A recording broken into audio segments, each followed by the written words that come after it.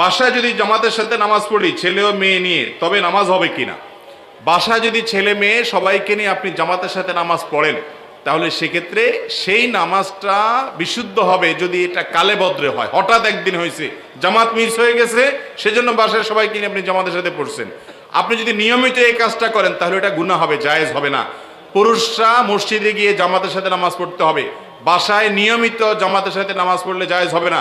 নবী করিম সাল্লাল্লাহু আলাইহি সাল্লাম বলেছেন, মসজিদে জামাতের পর আমার মনে চায় কিছু যুবকদেরকে বলে আমি কাঠ খড়ি জোগাড় করি, যারা মসজিদে আসে নাই, হাজির হয় নাই, তাদের বাড়ি জ্বালিয়ে দেই।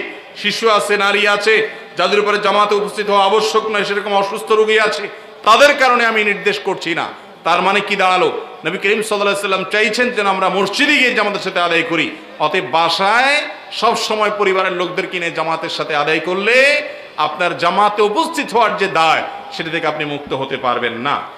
রোজা রেখে টিকা নেওয়া যায় কিনা?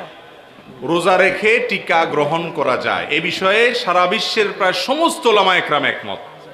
সমস্ত উলামা একরাম প্রায় একমত যে রোজা রেখে টিকা গ্রহণ করা যায়, এতে রোজার কোনো ক্ষতি হবে।